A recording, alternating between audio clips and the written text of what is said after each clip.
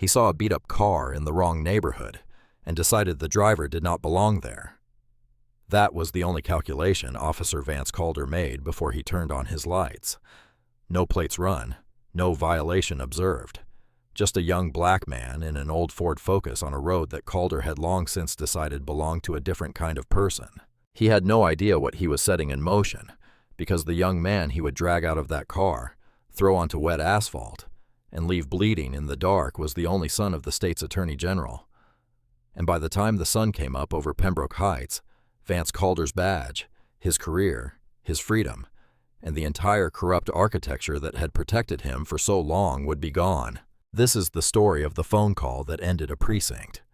The night was the kind of quiet that felt deliberate, not the muffled, humid silence of downtown where the bars were still going and the last food trucks were folding their awnings. This was the quiet of Pembroke Heights, a suburb so carefully curated that even the street lamps had been chosen for their tasteful amber glow rather than any practical utility. The oak trees lining Granger Road stood in rows so uniform they looked planted by committee. The lawns behind their iron fences were so manicured they appeared almost two-dimensional in the dark, like a painted backdrop for a life that most people would never actually live. Jalen Holt had driven this road many times before. He knew its rhythm, the slight rise before the overpass, the stretch where the speed limit dropped for no obvious reason, the blinking yellow light at Granger and Whitfield that had been broken for some time because the county could not agree on who was responsible for fixing it. He knew this road the way a person knows a shortcut, not with affection, but with the functional knowledge of someone who had decided that this particular path shaved time off a drive that already felt too long after the shift he had just finished. Jalen was a pre-med sophomore at Caldwell State University, carrying a strong GPA. So through the kind of grinding effort that looked effortless from the outside and felt like running uphill in wet shoes from the inside, he had spent hours at the Eastside Free Clinic downtown where he volunteered regularly, not for the resume credit, though it helped, but because his mother had spent most of his childhood in county hospital waiting rooms where the chairs were bolted to the floor and nobody looked at you like they were in a hurry to help. He intended to be a doctor. He believed with a conviction that sometimes surprised even him that medicine was only meaningful if it reached the people who needed it most. That evening, he had helped triage walk-in patients. He had cleaned a gash on an elderly man's forearm. He had held a crying child still during a tetanus shot. He had sat with a woman in her 50s who did not speak enough English to fill out the intake form, and he had used his halting college Spanish to help her complete it line by line. He was exhausted in the way that only happens when you have spent your energy on something that actually matters. The passenger seat held the evidence of his day, a battered anatomy textbook with a blue latex surgical glove tucked between the pages as a bookmark, a protein bar with 2 bites taken out of it, and his Caldwell State lanyard coiled on top of everything. The car itself was his Uncle Leon's, a Ford Focus with a dented rear quarter panel and a check engine light Leon had been meaning to address for some time, depending on who was telling the story. His father had offered him a newer car many times. "Take the Audi, it's just sitting there. You need something reliable." Jalen declined every time. It was not stubbornness. It was a belief harder to articulate than it was to feel that the kind of doctor he wanted to become needed to stay tethered to ordinary struggle. The moment you start moving through life in a vehicle that announces your distance from it, something important begins to slip. The radio was playing something low and instrumental, jazz drifting in and out of signal clarity, depending on how many trees stood between the antenna and the tower. He turned it down rather than let it crackle into static. He was thinking about his anatomy midterm. He was thinking about whether the rice and beans in his refrigerator had been there a few days. He rounded the curve before the Granger-Whitfield intersection, passed under the blinking yellow light, and continued south. He did not know that someone was already watching him. Officer Vance Calder had been with the Pembroke Heights Police Department for a long time. In that time, he had received 2 commendations, both for traffic stops that his colleagues described in private using significantly less heroic language than the official paperwork suggested. He had accumulated multiple complaints filed with Internal Affairs, ranging from excessive force to racially biased, stops to conduct unbecoming a sworn officer. All of them had been closed without disciplinary action, a record that Captain Reese Barrow had maintained with the quiet efficiency of a man who understood that certain officers were more useful when they remained unconstrained by consequence. Calder was not stupid. He was in many ways more dangerous for not being stupid. He understood optics. He knew the language of procedure well enough to weaponize it. He had learned long ago that prejudice in a modern police department needed to wear the costume of strategy, of professional instinct, of street knowledge, never the raw, unvarnished face it actually wore in the parts of his brain where the real decisions lived. He was sitting in this passenger seat of a Pembroke Heights cruiser parked at the entrance of Waverly Court, a cul-de-sac off Granger Road, nose pointed toward the street, engine idling, interior lights off. The cruiser was partially screened by a privacy hedge that had been allowed to overgrow the property line, a violation Calder had noted and deliberately not cited because the overgrowth made this corner useful. Beside him in the driver's seat sat Officer Bryce Lang, still technically in field training, not a cruel man by nature, but something potentially more dangerous in the immediate term. A young officer who had tied his entire professional identity to the approval of the man beside him, and who had not yet built the internal scaffolding necessary to say no when that man nodded. He wanted to be a real cop in the way Calder defined it. He had not yet thought to ask whether Calder's definition was worth wanting. The headlights of a Ford Focus appeared at the north end of Granger Road. Calder set down his coffee. It was a small gesture, almost imperceptible, but Lang felt the shift in the car, the way you feel air pressure change before weather. The Focus rolled south at a lawful speed. It came to a complete, clean stop at the Granger-Whitfield intersection, full stop behind the line. Both directions checked, then continued south. Calder watched it pass. His eyes did not follow the car so much as they absorbed it, cataloged it, ran it through the private algorithm he had built over his long career, and never once spoken aloud. Old car, dented, young black driver alone. No reason to be in Pembroke Heights at this hour. He said none of this out loud. Instead, he said, "Check the left rear tire." Lang looked at the MDT. "What about it?" "It crossed the fog line at the stop. Failure to maintain lane." Calder was already putting the car in drive. "Light him up." Lang looked through the windshield at the Focus ahead, perfectly centered in its lane. He had been watching the whole time. The tire had not crossed any line. "Are you sure? I didn't see." Calder looked at him. Just that. No words. Just the weight of his long career and the buried complaints, and the particular look of a man who has never once been made to answer for a decision he has made. Lang looked back at the road. Calder hit the lights. The strobing red and blue filled Jalen's mirrors so suddenly that his hands tightened on the wheel before his mind had caught up with what was happening. Then the training took over, and it arrived not as thought, but as body, the way things do when they have been practiced enough times to become reflex. He activated his turn signal. He pulled smoothly onto the wide shoulder beneath an amber street lamp and shifted into park. He killed the engine. He turned off the radio, cutting the jazz mid-note.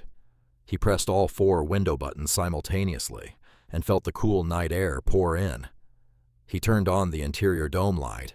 He placed both hands at 10 and 2 on the top of the steering wheel and did not move them. His father had given him the protocol when he was younger, not as a conversation but as a briefing. Victor Holt had produced a yellow legal pad and gone through it point by point, the way he argued cases, methodically, with the emotional investment of a man who understands that precision is the difference between his child coming home and not. Now, on the shoulder of Granger Road, as boots hit asphalt behind him, Jalen heard his father's voice arrive in fragments, not as memory, but as instruction embedded in his muscles. Windows down. He had already done it. Dome light on. Done. Hands visible at 10 and 2. Do not move them without permission. Done. Announce every movement before you make it. Comply even when they are wrong. The street is not the courtroom. Survive the street. I will handle the rest. His heart was hammering, not with panic exactly, but with the particular fear that does not respond to reason, because it was never rooted in reason. It was rooted in knowing. In years of watching what happened to people who had not been prepared, he breathed, counted, held. Behind him, Calder climbed out and adjusted his utility belt with the unhurried deliberateness of a man who has performed this ritual so many times it has become ceremony. Lang stepped out on the passenger side. For one fraction of a second, Lang looked across the roof of the cruiser at the Focus with its 4 open windows, interior light glowing warm, hands clearly on the wheel. He felt something tighten in his chest that was not excitement. He unclipped his flashlight and followed his partner toward the car. Calder reached the driver's side window and directed the beam of his flashlight directly into Jalen's eyes. Not at his hands, not sweeping the interior for threat indicators. Straight into his eyes, full intensity, close range, a visual assault wearing the costume of procedure. Jalen turned his face a few degrees away from the beam, but kept his hands on the wheel. "License, registration, and proof of insurance," Calder said. "No greeting, no explanation for the stop. Just the demand, flat and fast, the way you speak to something you do not particularly respect." "Good evening, officer." Jalen's voice was clear and level, the voice of someone who had rehearsed this in his head hundreds of times, and for whom that rehearsal had now become something he was grateful for. "My license is in my wallet, right rear pocket. Registration is in the glove box. I need to reach for both. Is that all right?" Calder leaned slightly closer to the window. The smell of stale coffee and something sour entered the car. He was studying Jalen's face with an expression that contained no curiosity, only assessment. The inventory of a man deciding what something is worth. The calm bothered him. In his long career of stops on this road, he had come to understand nervousness as his natural due. The fidgeting, the over-explanation, the trembling that told him the badge was working. Calmness read to him as defiance, not as innocence, never as that. "Get your papers," Calder said. "Yes, sir." Jalen moved his right hand from the wheel, slowly announcing the motion with his body, before his arm moved and reached toward the glove box. Lang was at the passenger window. The glove box, when it opened, held the organized chaos of a borrowed vehicle. Old service receipts, a travel-size hand sanitizer, 2 pens, a hard-shell sunglasses case, black rectangular, and beneath everything, a manila envelope labeled in his Uncle Leon's handwriting, registration and insurance. The sunglasses case was the size and shape of many things that are not a firearm. Lang saw Jalen's hand moving in the shadows of the box. He saw the dark shape. The interior light was adequate. The situation was completely factually controlled. But Lang had spent his training under Calder, in which instinct was valorized over observation. Hesitation was weakness, and the first read on a situation was always the one you trusted. His adrenaline was running. He was looking for confirmation. He found Calder's eye through the interior of the car. Calder gave him the faintest nod, a millimeter of motion, almost nothing. It was enough. "Weapon!" Lang screamed. "He's reaching weapon!" What happened next took only seconds, and would take the jury time to fully process. Calder did not pause to verify. He did not look into the vehicle with any fresh assessment of what was actually there. He acted on the word, on the scream of it, on his long career of practiced rationalization that had long since fused into something that felt exactly like instinct, but was in every meaningful sense something far more deliberate. He lunged. His arm came through the open window, fist closing around the collar and jacket of Jalen's sweatshirt simultaneously. The fabric twisted against Jalen's throat. His other hand found the door handle from the inside, pulled it, and put his full body weight into a twisting heave that dragged Jalen out of the driver's seat and through the open door in one violent motion. The asphalt of the Granger Road shoulder was cold and wet from an earlier rain. Jalen hit its shoulder first, then faced the left side of his jaw against the pavement with a sound that a trauma physician would later describe in clinical notes as consistent with a hairline fracture. Pain exploded up the entire left side of his body in a white electric wave. His father's voice arrived in the same instant, cutting through the agony with the specific authority of something that had been learned before the body knew fear. Do not fight back. Hands flat. Survive the street. I am not resisting, Jalen said. He got the words out even through the impact, even through the disorientation, because those words had been rehearsed so many times. I am not resisting. He rolled onto his stomach, both palms flat on the wet asphalt, legs spread wide. He made his body as open and legible as a body can be, made the posture of total, unambiguous surrender. Lang came around the rear of the Focus at a run before Jalen could brace. Lang drove his knee into the center of his back with the full momentum of his sprint, forcing every cubic inch of air out of his lungs in a single compressed rush. Jalen's vision went white at the edges. He heard himself make a sound he did not recognize as his own voice. "Stop moving!" Calder was shouting. "Stop resisting!" Jalen was not moving. His hands were flat on the ground. His legs were still spread. The only motion in his body was the involuntary shudder of someone trying to breathe through a compressed chest. Calder's fist came down on the right side of Jalen's ribcage. A full closed fist strike, deliberately aimed. Something in his side gave in a way that sent nauseating, radiating agony outward in every direction. Inside the locked vault of his own mind, behind the pain and the weight of two grown men on his back, Jalen Holt did something that would later strike everyone who heard about it as almost impossibly disciplined for a young man. In that position, he pressed his fingernails into the heel of his left palm until the pain was sharp and local, and his, not punishment, an anchor. A point of sensation he controlled in the middle of chaos he had not chosen. Stay here. Hands flat. Stay present. Survive. Calder unclipped the taser. Last warning. The warning was theater. Jalen was pinned, compliant, motionless. Calder pressed the muzzle against the back of Jalen's left thigh and pulled the trigger. The electrical current traveled through his nervous system in a wave that was beyond pain. In the conventional sense, a total, involuntary commandeering of every muscle in the affected area, all of them contracting simultaneously and without permission, the body betraying itself in a way the mind could not negotiate with or override. Jalen's legs seized. His back arched. A sound came out of him that was not a scream, so much as the sound the human body makes when it is processing something outside the normal parameters of experience. Lang, seeing the convulsion, the involuntary physics-mandated convulsion that the device caused, called it resistance. He delivered 2 heavy strikes to the back of Jalen's head. The world broke into pieces. High-pitched ringing. The cold pavement against his cheekbone.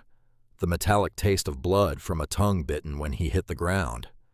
Then the steel bite of handcuffs applied so tightly, the circulation to both hands was cut within seconds, deep purple showing itself behind the metal. Calder hauled him upright by the chain between the cuffs. Jalen's knees nearly gave way. A gash above his left eye opened when his face struck.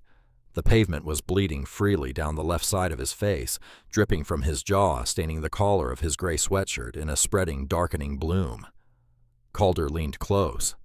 The contempt was unconcealed. There was no performance required in the dark, no camera rolling that he was aware of. "Wrong neighborhood," he said quietly. "Wrong car. Wrong night." Jalen looked back at him through the one eye that was still open and said nothing. He was still alive. His hands were still technically as open as they could be in cuffs. He had not given them what they wanted. Across the road in the northbound lane, a passing car had slowed to a near stop. The driver had a phone raised. Calder turned his head, fixed her with a long look, then lifted his badge. She accelerated and disappeared. He shoved Jalen toward the cruiser. The Pembroke Heights 3rd Precinct had been built by someone who believed civic architecture should convey authority through the aggressive use of concrete and the deliberate absence of windows. It smelled of floor wax and stale coffee, and the particular institutional staleness that accumulates in any space where people are processed rather than helped. The fluorescent lights overhead buzzed at a frequency too low to consciously notice, but too constant to entirely ignore. When Calder and Lang marched Jalen through the double doors into the booking area, Jalen could barely walk in a straight line. His left leg dragged slightly from the taser's aftermath. The right side of his face had begun to swell, deep purple and black at the cheekbone, the eye beneath it narrowing towards shut. The gash above his left eye had slowed, but not stopped bleeding, and a rough paper towel had been pressed against it at some point and had now dried and adhered to the wound. His sweatshirt was torn at the collar and dark with both road water and blood. Behind the elevated booking desk sat Desk Sergeant Warren Greer. He was years from retirement, a fishing cabin in northern Vermont, a wife named Carol who taught third grade, 2 adult children who called on weekends. He was not a cruel man. He was a man who had learned over his time of desk work to process the paperwork in front of him without asking questions about the paperwork behind it. He looked up when the double doors swung open. His face moved through several expressions in rapid succession. Recognition, practiced blankness, and then something else. Something that he suppressed almost immediately, and that would come back to him insistently in the hours that followed. "What do we got?" Vance said in a lazy tone. "Routine. Felony resisting. Assaulting an officer. Failure to comply." Calder steered Jalen toward the holding railing. "We're also looking at stolen vehicle running the VIN now." Lang said nothing. He had not spoken since the roadside. Not in the cruiser. Not during intake. His silence was not the silence of satisfaction. Jalen straightened against the railing and looked at Greer through his one functioning eye. "That is not what happened," he said. His voice was raw and rough, but it was steady. "I was compliant from the moment they activated their lights. They removed me from my vehicle without any justified cause and assaulted me. I did not raise my hands except to surrender." "Shut your mouth," Calder said, and hit the back of Jalen's head with a flat-open palm slap. "Hey." Greer said it the way a man says it when he objects on behalf of the overhead security camera, not on behalf of any principal. Then he began to type. He took the ID from the confiscated wallet and typed the name Jalen A. Holt into the local system. Warrant check came back clean, completely clean. He noted it. He reached for the evidence log to begin cataloging the items. "You get one call," Greer said, not unkindly. He pointed at the wall-mounted metal phone at the far end of the booking desk. "Make it." Calder crossed his arms against the counter and grinned. "Who you going to call, kid? Public defender won't be in until later, if you're lucky." Lang said nothing. He was staring at the middle distance, somewhere between the floor and the wall. Jalen walked to the phone. His hands, uncuffed now, were shaking not with fear, but with the specific tremor of hands that have had their circulation cut off for a sustained period and are re-establishing contact with the nervous system. He flexed them slowly. The cuff marks were deep purple against both wrists, visible from across the room. He picked up the receiver. One number. No hesitation. He had known it since he was younger. A secure, unlisted line. No voicemail. No secretary. A number his father had made him memorize the same afternoon he made him memorize the protocol. He punched in the digits one by one, blood from his left eye beginning to track again across his cheek as he bent toward the keypad. The phone rang. The voice that answered was thick with interrupted sleep and became sharp within the first syllable. "Holt." Not hello, not yes, just the name, like a door opened by someone already halfway out. Jalen closed his eyes for a moment. One moment. To find the center of himself, the place his father had taught him existed, the place panic could not quite reach. "Dad," he said, "it's me." On the other end of the line, in a bedroom at the state capitol, Victor Holt sat up, not gradually, all at once. He processed the sound of his son's voice, the way he had processed evidence for decades, not just hearing the words, but reading the frequency beneath them, the texture of the air around them. What he heard was controlled, deliberate, the trained calm of a young man working very hard at something, which meant it was bad. Jalen, the sleep was gone completely. "Where are you?" "I'm at the Pembroke Heights 3rd Precinct." Jalen kept his eyes on the floor. He could hear Calder shifting his weight away. "I was pulled over on Granger Road." 2 officers. "I did everything you told me, Dad. Hands at 10 and 2. I announced every movement. I asked permission before I reached. I did not resist. I did not argue." A pause. The hairline fracture that had been developing in him since the roadside finally broke open just slightly, just enough to let one thing through. "They hurt me. They beat me. They used the taser." The silence on the line lasted a moment. It was not the silence of shock. Victor Holt had been the state's attorney general. Before that, years as a federal prosecutor. Before that, a young black man navigating the specific geography of American law, which meant he had spent his entire adult life in proximity to exactly this kind of call. The fact that it had arrived on a line connected to his own son did not surprise him in the way people who had not been paying attention might expect. The silence was the sound of a weapon being loaded. "Names," Victor said. His voice had dropped an octave. It was no longer the voice of a father jolted from sleep. It was the voice that had argued before the state Supreme Court multiple times. The voice that federal prosecutors described when they thought he could not hear as the most precisely calibrated instrument they had ever encountered in a courtroom. "Calder and Lang," Jalen said. At the booking desk, Sergeant Warren Greer had finished the standard warrant search and moved on to a routine next of kin check, a process Pembroke Heights PD had added after a lawsuit involving a minor processed without guardian notification. He typed the name into the secondary state database, clicked search. The screen refreshed. He read what was there, read it again. His pen slipped from his fingers. It hit the desktop with a small plasticky clatter that was in the silence of the booking area surprisingly loud. Greer did not reach to pick it up. He was staring at the screen as if it had changed shape. Next of kin/parent. Victor A. Holt, Title State Attorney General, Office Executive Building, State Capitol. At the wall phone, Jalen lowered the receiver slightly from his ear.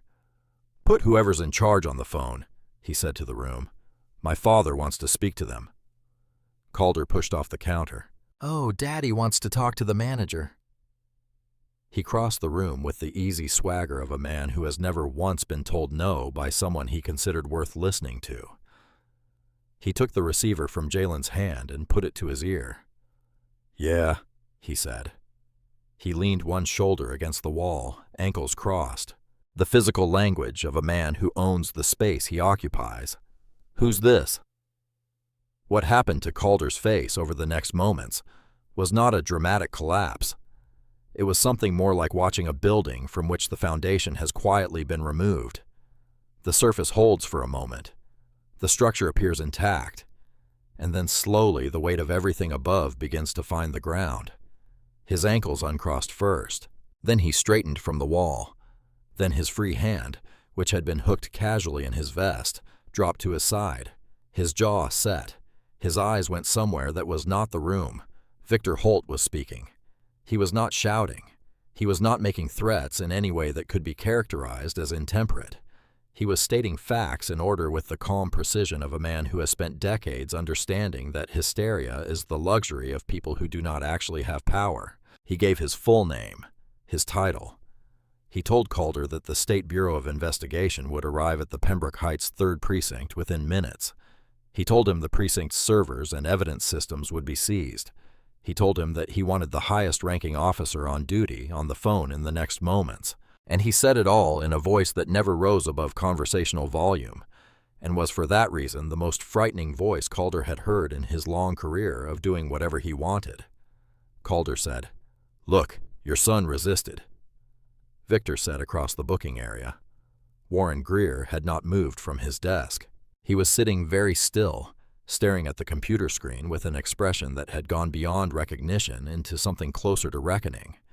He was looking at the name on the screen. He was looking at Jalen standing at the wall phone, one eye swollen shut, blood tracking down his cheek, wrists marked deep purple from the cuffs.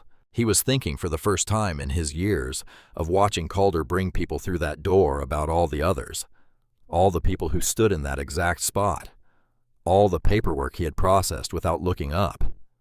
He thought about them for exactly long enough. Then he stood up from his desk and crossed the room. He could hear Calder through the receiver as he approached, still performing, still finding the angle, still operating on the assumption that this was a situation that could be managed the way all situations have been managed before. Calder was laughing softly at something, the last laugh of a man who does not know yet that the world has already shifted around him. Greer reached out and took the phone from Calder's hand. Calder froze. In his long career, no one at this precinct had done that. Not once. Not a sergeant, not a captain, not anyone. The shock of it was so total that he stood motionless for moments, which was exactly the moments Greer needed. Lang looked at Calder's face, then he looked at Greer's. Then he looked at the computer screen, which he could now read from where he was standing. He saw the name. He saw the title. A sound escaped him, not a word, just the involuntary exhale of a young man who has spent his training building a professional identity on a foundation that has just been revealed in an instant to be made of nothing at all. Greer pressed the receiver to his ear. His hand was shaking, the shake of a man doing something necessary that frightens him, not the shake of someone about to stop. "Sergeant Warren Greer," he said. "Desk sergeant on duty, sir." Victor Holt spoke. Greer listened to every word. When it was over, he hung up the phone. He stood with his back to the room for one moment, just one, and then he turned around and drew his service weapon. He pointed it at Vance Calder's chest. The booking area went so quiet that the buzz of the fluorescent light overhead became the loudest thing in it. Calder stared down the barrel. The certainty that had inhabited every inch of his posture for his long career began visibly to drain. Lang's utility belt hit the floor before Calder had fully processed what was happening. The buckle struck the linoleum with a sharp crack, and the whole thing collapsed into a heap. Belt, radio, baton, all of it. And Lang put his hands behind his head and did not look at Calder. Could not look at him. Greer said, his voice threading between controlled and barely controlled, "Hands on your head. Do it now." Calder looked at Greer. He looked at the gun. He looked past Greer at the computer screen. He still could not read from this distance, but whose presence was now radiating something he had never once felt inside this precinct. He looked at Jalen. Jalen had not moved from beside the wall phone. He was standing very still, his one good eye on Calder watching him with an expression that was not satisfaction, and not anger, and not the fear Calder had built his entire career on producing. It was something Calder had no experience receiving from anyone he had put in handcuffs. It was patience. The belt hit the floor. They came without sirens. That was the first thing that registered, the absence of sound that should have preceded what appeared on the precinct's external security feed. 4 black Chevrolet Suburbans, State Bureau of Investigation markings on the doors, moving in tight formation down Pembroke's main street. They stopped in front of the building with the precise coordinated efficiency of a unit that practices this movement. All 4 vehicles positioned simultaneously blocking every approach angle. All 4 sets of doors opened in the same motion. Agents stepped out. They wore SBI tactical vests, and they moved without urgency, which was somehow more alarming than any urgency would have been. Water around an obstacle, filling space. The last person to exit the lead vehicle was not wearing tactical gear. Victor A. Holt, State Attorney General, was wearing a charcoal trench coat over a white dress shirt with a tie knotted by muscle memory. He carried the specific quality of stillness that belongs to people who have spent their lives in rooms where everything depends on what they do next. He walked through the double doors of the Pembroke Heights 3rd Precinct without breaking stride. The booking area went completely still. His eyes moved across the room, the way his mind always moved rapidly, completely, gathering everything at once. They landed in the corner nearest the medical supply cabinet, where Jalen was sitting in a hard plastic booking chair, while a paramedic called by Greer cleaned the laceration above his eye. The boy's face was swollen on both sides now. His lips were split. He was holding his ribs with one arm, a posture he had unconsciously adopted to reduce the pain of breathing. His sweatshirt was ruined. His wrists were still marked. For a fraction of a second, the fraction that no one in the room was meant to see, but that everyone saw anyway, the Attorney General was gone. What was in the room briefly was just a father. Victor crossed the floor in strides. He went to one knee beside the chair. He placed his hand on Jalen's uninjured shoulder, with a gentleness that was entirely at odds with the force he had carried through the door. Jalen looked up. Something in his face, the composure he had been maintaining since the shoulder of Granger Road, softened just slightly at the edges. "I did what you said, Dad," he said. His voice was quiet and a little rough. "I kept my hands flat. I didn't fight back." Victor's jaw tightened to the point where a muscle ticked in his cheek. He stood up, confirmed with the paramedic that Jalen was stable for transport, arranged for an SBI security detail to accompany the ambulance. Then he stood at the door and watched as his son was wheeled out into the night on a gurney. The door closed. Victor Holt turned back to the precinct, and the father disappeared completely, consumed by something that was not anger in the conventional volcanic sense. It was colder than anger. It was the specific terrible resolve of a man who has been waiting decades for the exact tools he now holds and intends to use all of them. He looked at SBI Director Owen Massey. "Lock the building," Victor said. "Sever their server access. Every second of footage from Cruiser 34, dash cam, body cam, interior audio secured." He turned to Greer, who was standing beside his desk, looking like a man who has just stepped off a boat and has not found his land legs. "Your commanding officer. Where is he?" The rear office door opened and Captain Reese Barrow came through it, pulling his uniform jacket over a coffee-stained undershirt, his face wearing the specific belligerence of a man who leads with offense as a defense mechanism. "Mr. Sterling," he started. "Holt," Victor said. The single word landed like a door being closed. "You are relieved of your command, Captain Barrow. Step aside or you will be arrested for obstruction of justice." Barrow's mouth stopped working. He looked at the SBI agents now stationed throughout his precinct and took one step back. It was the most consequential step of his career, though he did not know it yet. The evidence room at the Pembroke Heights 3rd Precinct was small and gray and lit by a single overhead fixture. SBI Director Massey had set up a secure laptop and portable monitor. Victor Holt stood at the table with 2 senior investigators and the technician who had pulled the data directly from Cruiser 34's onboard drive. "No modification attempts," the technician said. "Drive is intact. They did not have time." "From the moment the vehicle left Waverly Court," Victor said, "the footage began." Victor Holt stood with his hands at his sides and watched what his son had survived and what he understood, watching it. That others had survived or not survived in comparable moments, on comparable roads with no phone call to make and no one coming. The audio inside the cruiser came first. Calder's voice, casual and private, profiling the focus before running a single plate, before taking a single piece of information. A rolling probable cause. "You think a kid driving that piece of junk lives up in the heights?" Lang's one faint objection. Then the lights. Then Jalen. The 4 open windows. The dome light. Hands at 10 and 2 as clearly visible as hands can be.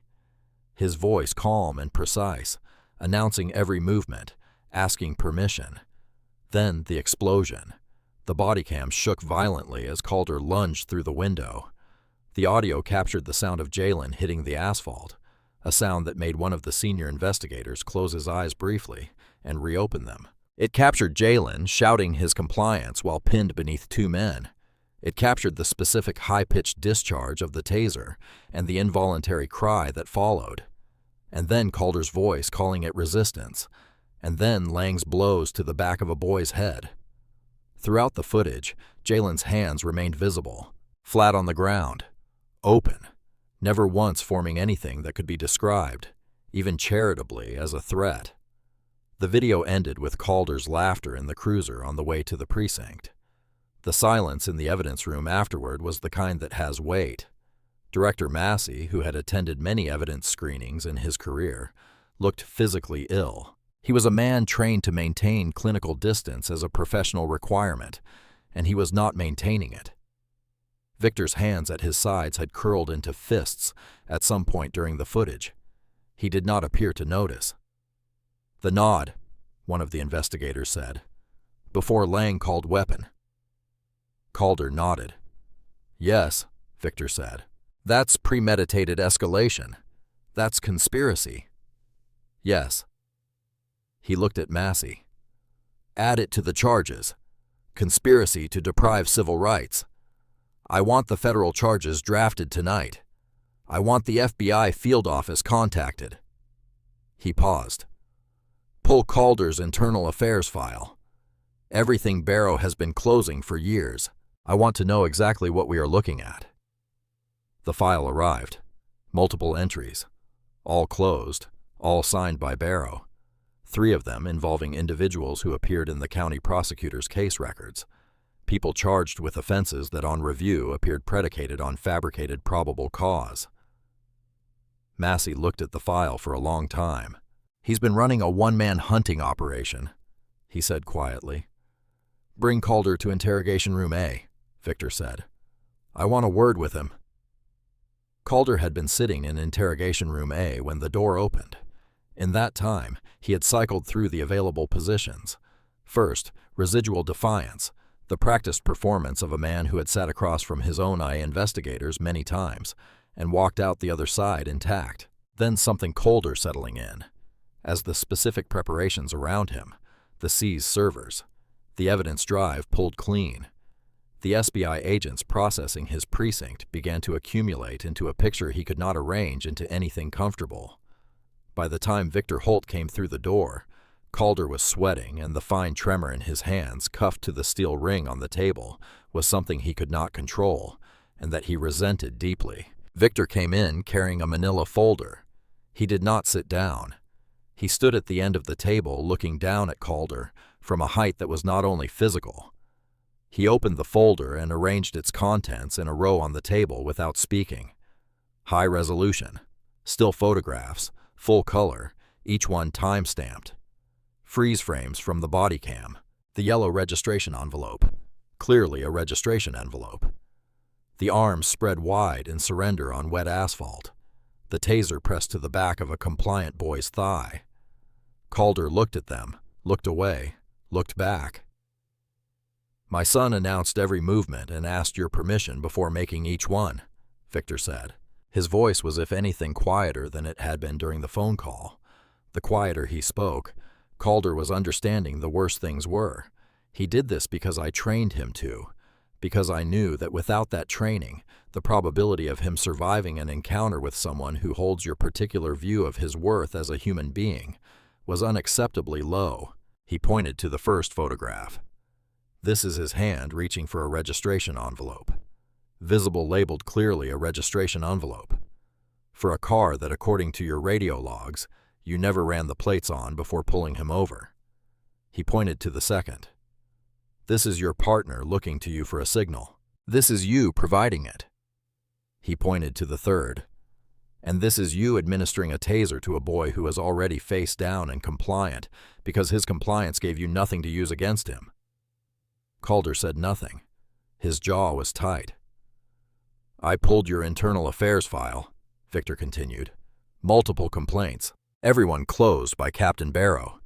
3 of those complaints were filed by individuals who later appear in county prosecutor records.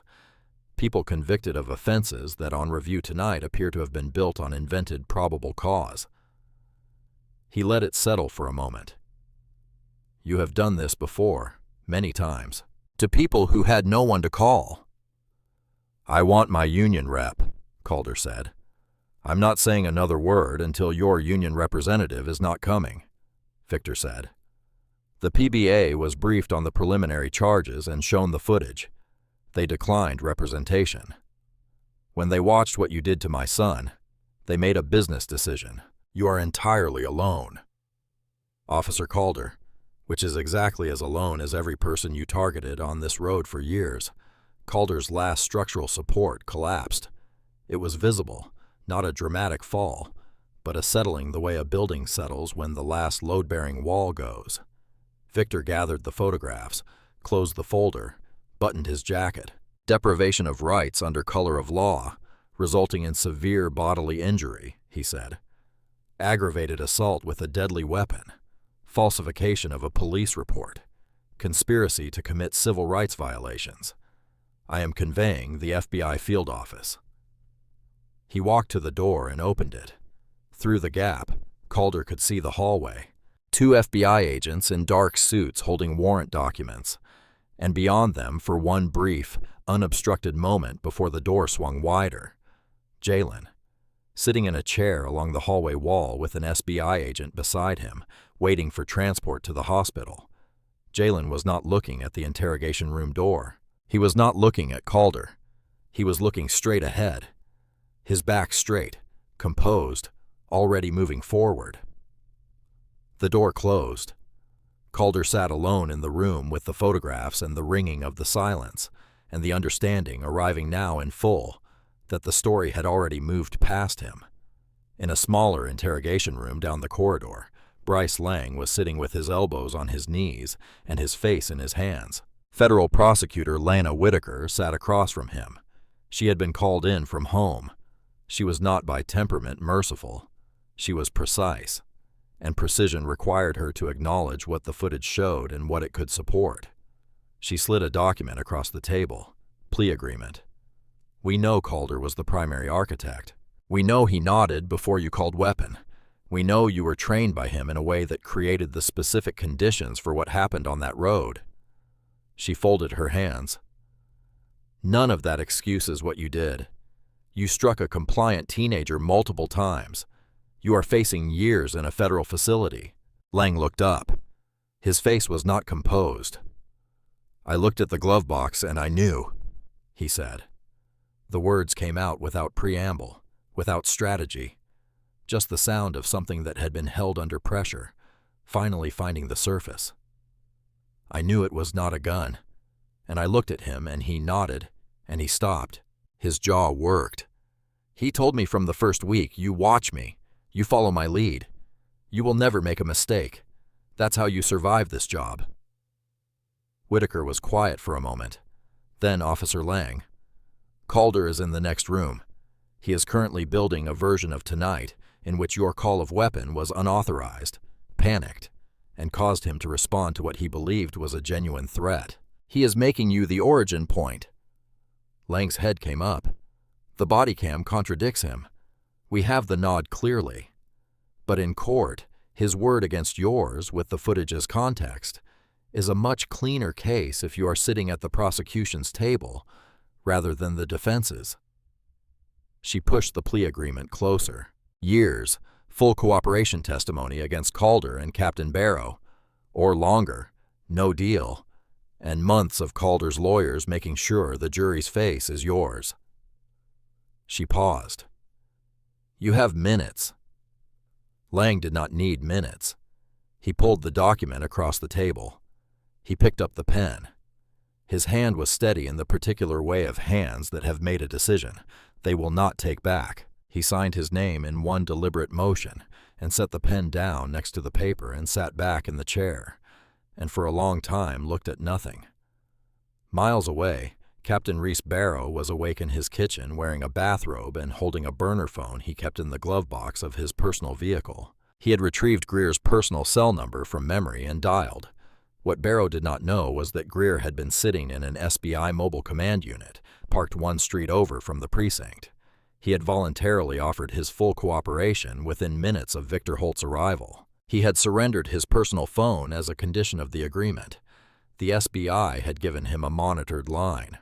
Barrow's voice on the recording was urgent and increasingly specific. He directed Greer to characterize Calder as a model officer. He directed him to contest the stop's timeline. He directed him explicitly by location and method to access and delete the backup drive in the precinct's evidence archive. Director Massey interjected, identified himself by name and title, and informed Barrow that the conversation was being recorded and that he had just issued a direct threat to a federal witness, ordered the destruction of evidence, and made admissions regarding a departmental cover-up. There was a short silence on the line. Then unmarked SBI vehicles converged on Barrow's home address from separate directions. Barrow was in his kitchen when they arrived. He did not answer the door. The agents entered through the unlocked garage. They found him standing at the kitchen counter, still holding the burner phone, wearing mismatched socks, one brown, one navy, and the expression of a man who has spent years believing that the walls he built around himself would hold, and has only now understood that walls require maintenance from the inside, too. He resisted briefly, verbally deploying the language of procedure that had been his professional armor. One of his slippers came off when the agents walked him toward the door. It lay on the kitchen tile left behind as they moved him out into the cold air of the driveway. A neighbor's motion-activated porch camera captured what happened next. A man in a bathrobe and one sock being walked to a federal transport vehicle, his free hand instinctively reaching for a belt that was not there. The footage would be broadcast on local news stations and accompany every piece of written coverage of the case. By early morning, the first news van was parked outside the 3rd Precinct. By later, there were more. By the time the morning anchors went live, the story of Granger Road was spreading with the specific velocity of a story that contains compressed into a single night. Every element of something people have been watching build for a very long time. The blue wall of silence that had been the operational architecture of Pembroke Heights PD for a long time did not crack. It did not develop a structural failure. It was dismantled piece by piece in the dark by a man in a trench coat who had spent decades learning exactly where every bolt was. Time passed. The oak trees on Granger Road had gone from bare, through bud, through full summer canopy, and were edging toward the first signs of color again, when the trial of Vance Calder on federal counts began in the United States District Court for the Northern District.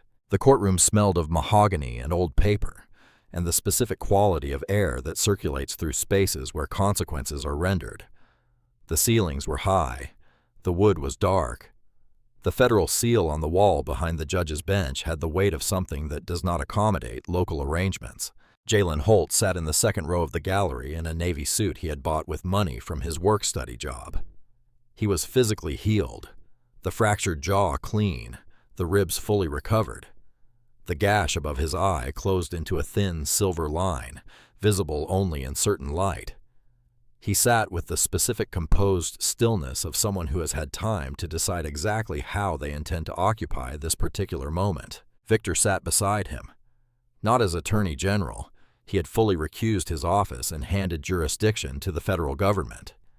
He was here as a father. He sat the way fathers sit at things that matter, very still, very present, taking in the room with everything. At the defense table, Vance Calder, the transformation was not subtle. The long career of accumulated authority, the uniform had conferred the physical grammar of a man who has never been made to answer for anything, was gone.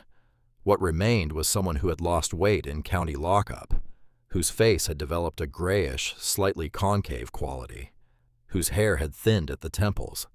The orange jumpsuit was too large across the shoulders. He sat slightly hunched. He had not looked at the gallery since the proceedings began. He had not looked at Jalen. Bryce Lang testified from the stand in his own prison issue clothing, which the prosecution had known would be powerful and proved in practice to be more powerful than anticipated. He testified for hours.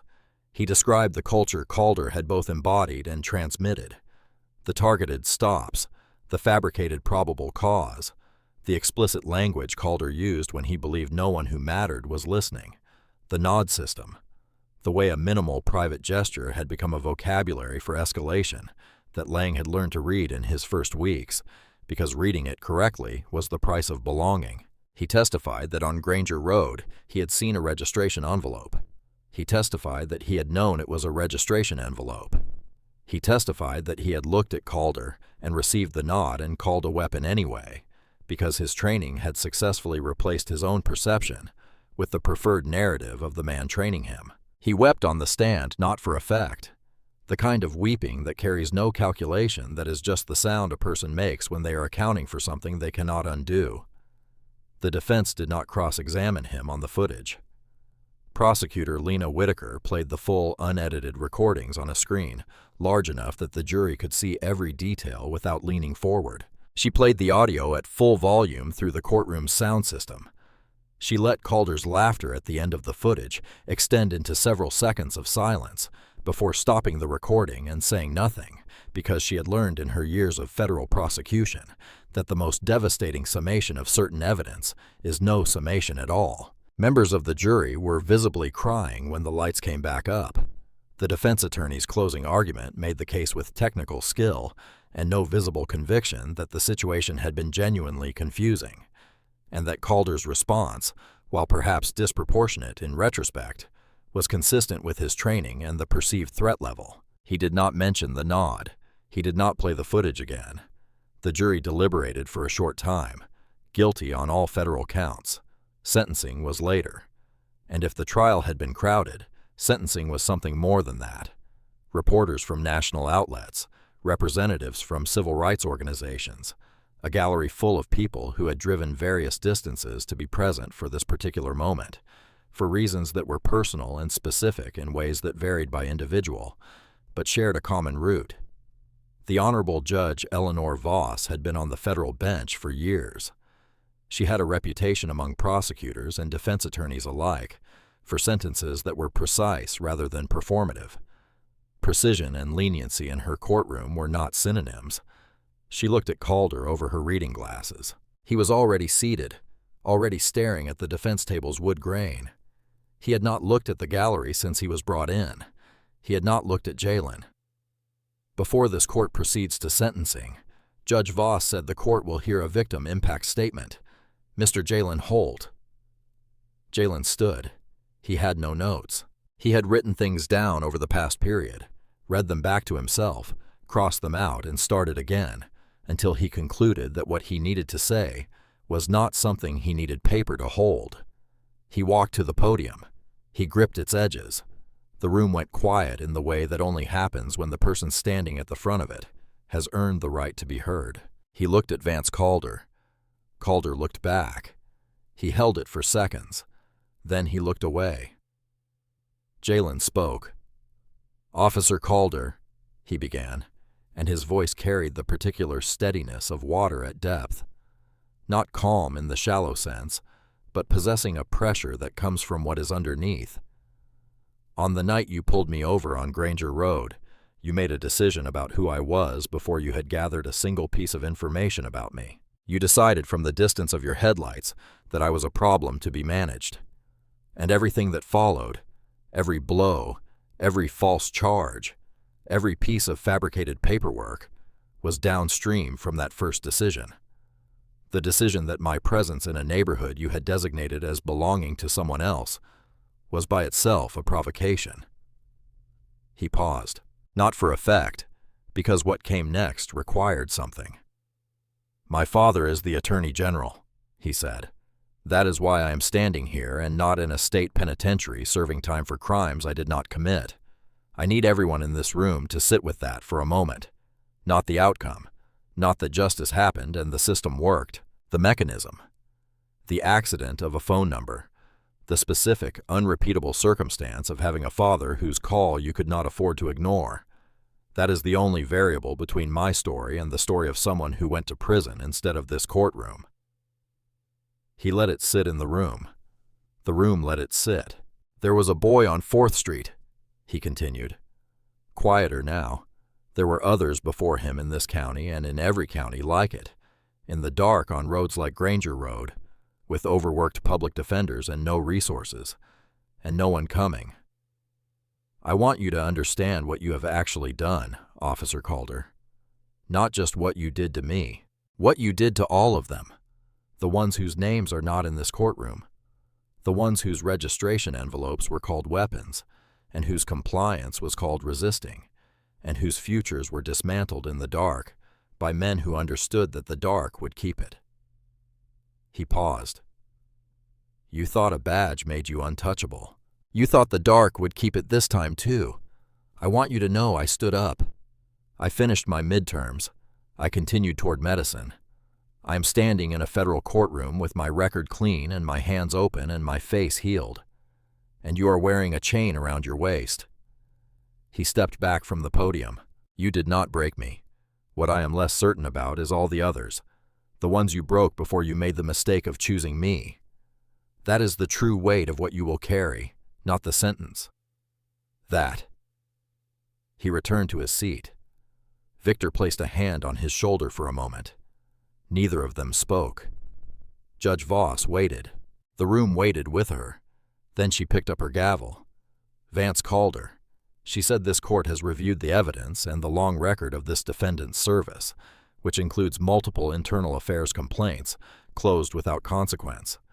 The court considers this not a vindication of the defendant's conduct, but a failure of every structure that was supposed to constrain it. You operated with impunity for a long time. That ends today. She looked at her sentencing. On the federal count of deprivation of rights under color of law, resulting in severe bodily injury. On the count of aggravated assault with a deadly weapon. On the combined counts of falsifying a federal report and conspiracy to commit civil rights violations. These sentences are to be served consecutively. She looked up. That is a total of years in a maximum security federal facility without possibility of early parole. You will be transferred to USP Coleman immediately. Federal marshals remove him. A collective intake of breath moved through the gallery. It was audible. Calder's legs gave way. Not dramatically. Not the theatrical collapse of movies. His knees simply stopped performing their function, and he sagged sideways into his chair. And the chair was not quite sufficient, and his hand slid on the polished surface of the defense table as he tried to find purchase. He made a sound that was not a word, something that began in his chest and came out without shape, without language, just sound, just the noise of a man confronting the full arithmetic of what he has done and what it costs. The two federal marshals who stepped forward were not unkind about it. They helped him to his feet with practiced efficiency and walked him toward the rear holding door. He did not look at this gallery. He did not look at Victor Holt. He did not look at Jalen. As they walked him through the doorway, the chain at his waist caught briefly on the metal edge of the doorframe. The sound it made, a single small metallic note, was very quiet in the large room, but the room was quiet enough that everyone heard it. Then he was gone. Captain Reese Barrow, sentenced separately earlier, received years for his role in suppressing misconduct, complaints directing officers toward biased enforcement patterns, and his attempt to suborn evidence destruction. His municipal pension of accumulation was revoked in full. The funds seized for civil damages paid to the individuals whose complaints he had buried. He had wept during his own sentencing in the specific involuntary way of a man who did not know he was capable of weeping until the moment required it. Bryce Lang received years in a medium-security federal facility, reduced for his full cooperation and testimony. He had provided in an irony that was not lost on anyone. The single most comprehensive account available of how the Pembroke Heights 3rd Precinct had operated more comprehensive than any internal investigation had managed in years of not looking too hard.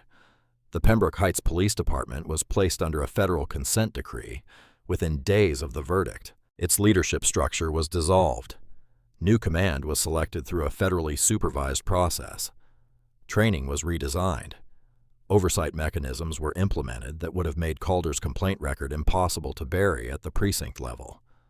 The body cam footage from Cruiser 34 was used in federal law enforcement training seminars as an instructional document on civil rights violations under color of authority. The yellow registration envelope exhibit, a manila envelope labeled in Leon Holt's handwriting slightly crumpled, entirely ordinary, remained in the federal evidence archive after the trial.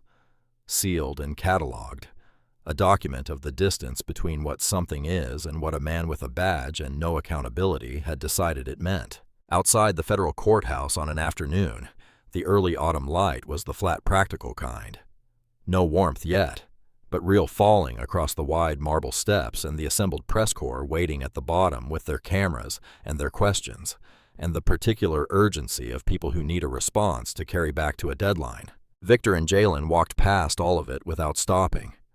Victor's press office had already released a written statement measured precise, containing everything that needed to be said for the public record. What was left could not be contained in a statement. They carried it between them in silence as they walked to the waiting car at the far end of the plaza. When they reached it, Jalen stopped. He turned back and looked at the courthouse one last time. The columns, the seal, the light coming down across the stone steps, the reporters still calling questions no one was answering. He took a long, unhurried breath of the autumn air. "Ready to go home?" Victor asked. "Yeah," Jalen said. "I'm ready." They got in the car, in the rebuilt Pembroke Heights 3rd Precinct, which smelled now of fresh paint and something not yet named, something tentative, something still finding its shape. A young officer who had joined the department months after the consent decree took his first solo patrol shift. He was young. He had chosen law enforcement because he had grown up in a neighborhood where the police were complicated, where every encounter required negotiation, and he wanted to be something different from what he had experienced. He was not naive about how hard that was. He was committed to it anyway. That night, he pulled over a driver for a legitimate equipment violation. He greeted her by name after reading her license. He answered her questions without impatience. He issued a written warning rather than a fine because the violation was minor and she had been cooperative, and it was the right call to make. It was an ordinary interaction. Nobody filmed it. Nobody wrote about it. It was simply quietly the thing the badge was supposed to be for. And somewhere in a federal facility in the middle of the country, in a cell that measured feet by, and contained a cot and a sink, and nothing else of consequence. Vance Calder sat on the edge of his cot in the silence of an evening, and held his own hands in his lap and looked at the wall. He had years of walls ahead of him. No badge, no nod to give, no dark road where the weight of a uniform could be brought down on someone who had no call to make. He was in the most complete and final sense exactly as protected as every person he had spent his career deciding was beneath his protection. He was not untouchable. He was not anything at all. If this story moved you, subscribe to our channel for more stories of justice accountability and the people who refuse to be erased. Here is the question I want you to think about. If Jalen had not had that number memorized, if he had just been a teenager with no one to call, what do you think would have happened to him that night? Tell me in the comments. I read every single one.